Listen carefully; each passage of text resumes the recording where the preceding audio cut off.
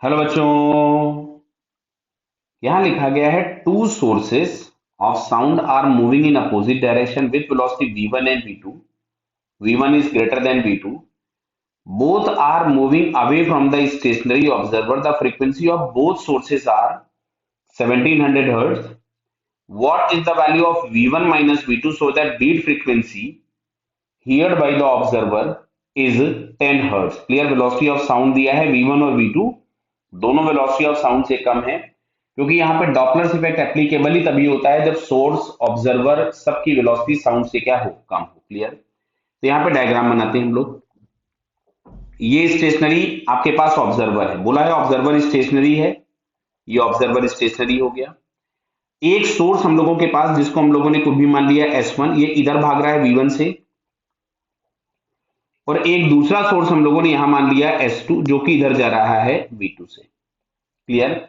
अब यहां पे हम दोनों की फ्रीक्वेंसीज निकालेंगे और उसका डिफरेंस हम लोगों को दिया गया है 10 हर्ट्ज। तो जो दोनों रिसीव्ड फ्रीक्वेंसी होंगी उनका डिफरेंस जो होगा उसको बीट्स फ्रीक्वेंसी बोलेंगे, और वो दिया है 10 हर्ट्ज। क्लियर। तो अगर मैं यहां से लिखता हूं एफ एपरेंट 1, तो देखो बेटा ये वाला डायरेक्शन पॉजिटिव हो जाएगा। क्यों? साउंड का डायरेक्शन पॉजिटिव होता है और साउंड जाएगा सोर्स टू ऑब्जर्वर। तो अभी जो वेलोसिटी v1 है ये आपके पास निगेटिव सेंस में आएगी। तो F apparent is equal to F actual v minus VO, observer rest पे था, अपॉन v माइनस वीएस, तो माइनस ऑफ माइनस हो जाएगा प्लस। क्लियर। अच्छा, यहां से अगर हम लोग निकालते हैं एफ एपरेंट 2, तो इसके लिए हम लोग लिखेंगे एफ एक्चुअल।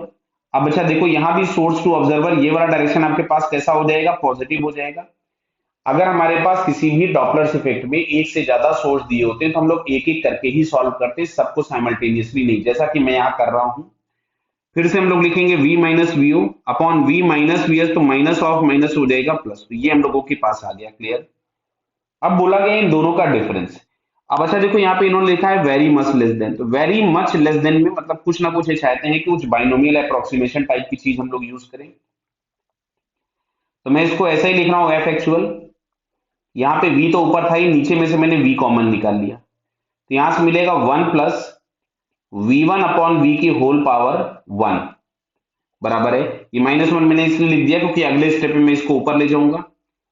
अब यहां से v से v कैंसिल हो गया, तो अब यहां से हम लोगों के पास मिलता है ये f actual into 1 plus v1 upon v की होल पावर -1।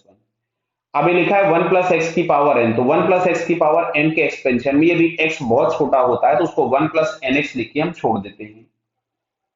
ये हो जाएगा f actual into 1 minus v1 upon v, ये आ गया f apparent 1।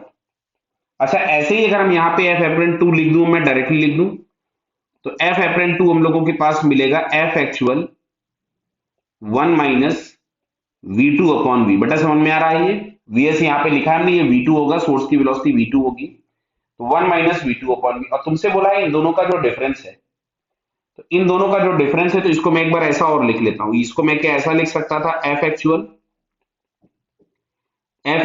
v1 upon v, और ये हमारे पास यहां से आ जाता है F actual minus F actual v2 upon v।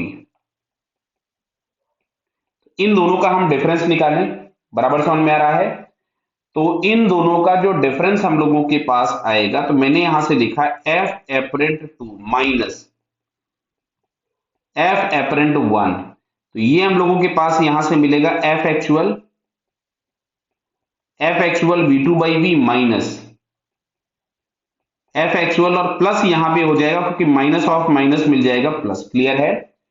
तो यहां से हम देखें तो ये एफ एक्चुअल जो प्लस माइनस था ये तो कैंसिल हो गया, इन दोनों में से मैंने F actual upon v common निकाल दिया, यहां ब्रैकेट में हम लोगों के पास मिलेगा v1 माइनस v2, और v1 माइनस v2 की ही वैल्यू आपसे पूछी है, ये दिया हुआ है 10, बीट फ्रीक्वेंसी दी गई है 10।